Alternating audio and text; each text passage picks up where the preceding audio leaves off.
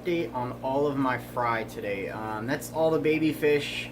I'll include some of the bigger ones if I can get some decent shots of them.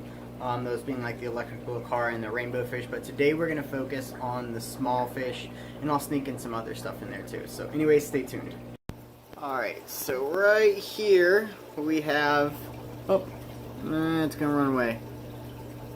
Oh wait, yeah, there's one right there still. Okay, so right here we have the Niger Delta Blue Galaris, and if I don't scare it away, right there. And yeah, growing out nicely. It's got a belly full of baby brine right now. That's why it's all swollen and pink. And I still don't know how many are in here. There's an adult brine shrimp accidentally got in here feeding this morning. At least 2, possibly more, hopefully more. We'll just kind of have to wait and see. But yeah, just like a quick update on them. And then over here, it's not really a fry anymore though, so I don't know if you count as a fry update. But here is the one male Niger Delta Blue Galaris that made it on its own in this tank. So yeah, we'll take a look at a few others now. Alright, now I found this out yesterday. We'll see if we can see any. Yep, we can. There's one right there. What that is a Betahendra. And there are quite a few fry in here. I'm not entirely sure how many. I counted 5 yesterday in this tank alone. And, oh, what's up, dude? Or that's actually the girl. I'm pretty sure it's a girl. But you can see this is a female Betahendra. And I know this because of her belly. She's colored up a little bit like a male. She will pick up some stripes on her. Either that could be my male. I did feed them a lot of brine shrimp, so maybe he is full of brine shrimp. But that is the male Betahendra, possibly the female. They change colors on me. I think that is my female right there, and then she's just got her bluer color to her right now. She will change that. She will get like some lateral and horizontal stripes along her body, and kind of go to a more brown. And you can kind of see in her face. That's what'll kind of happen to her body. But right now she's colored up a little bit different. But in here there's also fry, and you can actually see right there in the screen just above that. Oh, he's going back, hiding behind that the little ceramic tube there. But it's back there. There's also fry in here. So I moved the Betahendra, I don't know how long ago, a month or 2 ago, and placed them in these tanks. These are soft water tanks. And temperature ranges from around 78 to 82. Right now it's likely at 78 or 80. Yeah, I just split them basically. I had 2 males, 2 females. I split them, put them both in their own tanks. And a month later we have a bunch of fry. So you can see we got 1, 2, 3, and another 4th one back there. Now, I didn't really expect them to be breeding. I was looking for bubble nest, and I didn't really see a whole lot. It's like we've got another fry up there, and I just saw these yesterday, so... Oh, shit, that's another one. Holy shit, there's 2. Awesome. So they were able to rear more. That's another one. Yeah, it's 1, 2... Wait, there's 3... 4. Is that other one over there still? Yeah, there's 4. Holy shit, there's a shit ton of them in here. I mean, I haven't even been feeding them specifically. I do feed this tank grindle worms and live brine shrimp on a daily basis. I skip days here and there. And there are seed shrimp and Daphne in here that I intentionally put into these tanks.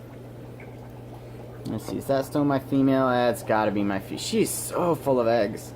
I gotta do something about that, because that's too many eggs in her belly. Maybe it's probably just a mix of eggs and food. So we'll watch her, because I don't like seeing my fish that big. That's a lot of food and eggs, hopefully. But yeah, they both ended up spawning around the same time because the fry are about the same size. So these will be on the website fairly soon, once weather is permitting, to be able to send them out. But these will likely be an email only fish, just because they need specific care. They will only eat live food. You might be able to get them to eat frozen, but not easily and not willingly. So it's an only live food fish.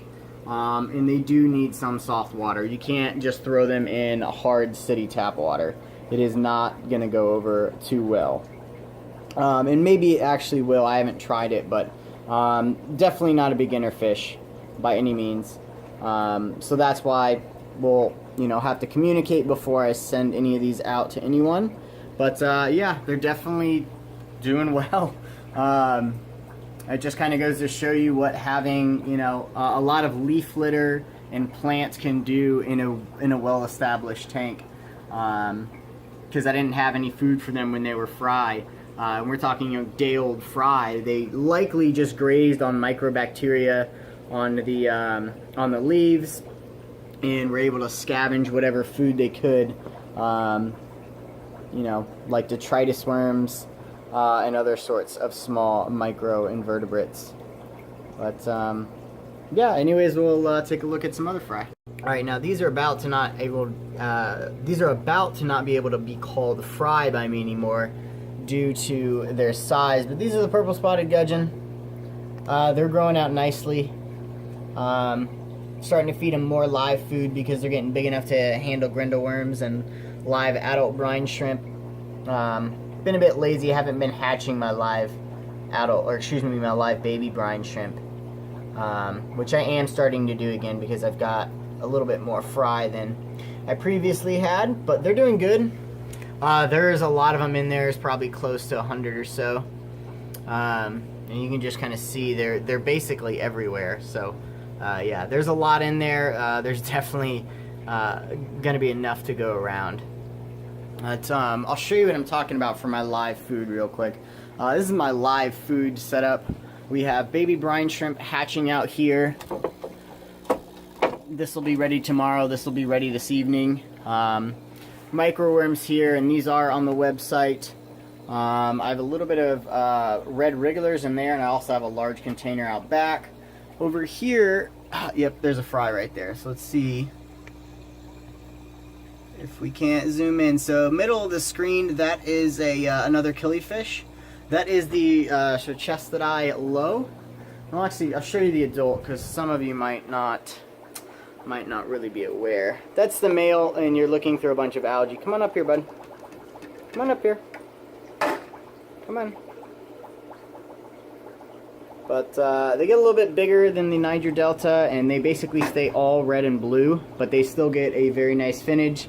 Of course, not as nice as the Niger Delta, but it's just a different Chestedi, Fundalopantex Chestedi.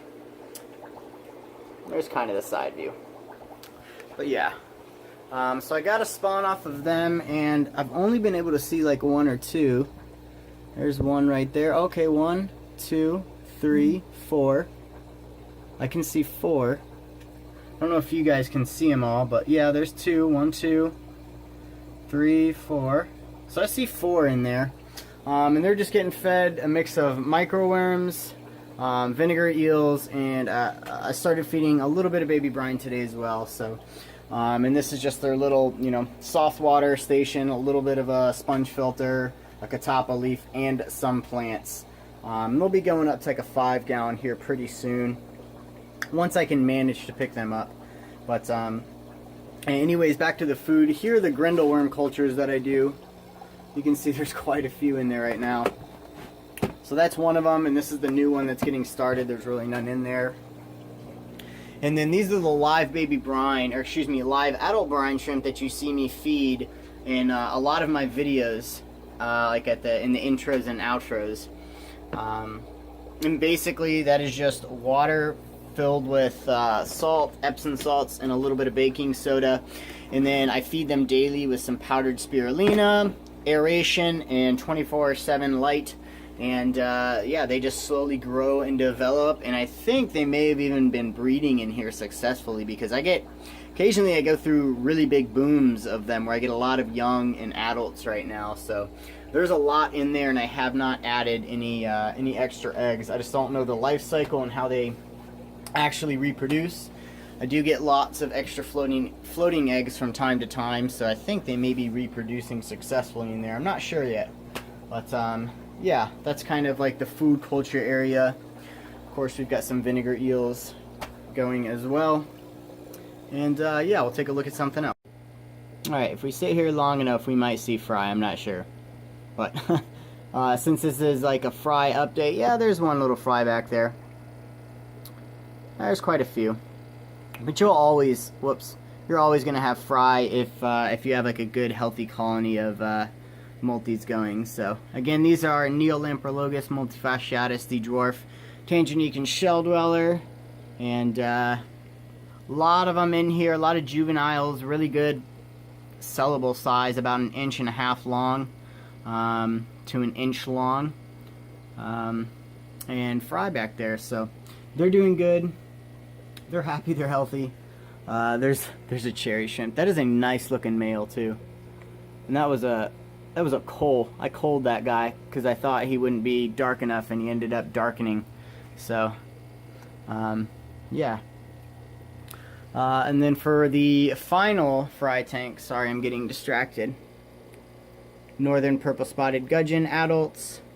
Sorry for the shaky camera. My gimbal died on me because I haven't charged it in a month. That's a female right there. Oh, and the male just ran for it. But yeah, I really enjoy these guys still. And in here, let's see if we can even see anybody. Yeah, we can. There's a okay, it's quite a few of them in there. These are just some grow outs for the Florida flagfish. There's a couple in there, so and this is just how I grow them out. A little bit of duckweed, some limnophilia, heterophilia, and then a bunch of java moss and snails. But yeah. Alright, anyways, that's it. It's just going to be like a quick update. Hopefully it was a quick update, under 20 minutes long. Where I just went over a few of the fry tanks that I have, and mainly the Betta Hendra, because I wanted to share those. Because yeah, they just happened, didn't even try. That's like a lot of my fish these days. I don't even try, they just happen. So maybe there's something to keeping lots of plants that keep your water really clean. Lots and lots of mulm and decaying plant matter. Leaves. I put leaves in every single one of my tanks. And there is some science to that. But yeah, anyways, hopefully it was enjoyable, and I will see you guys on the next one.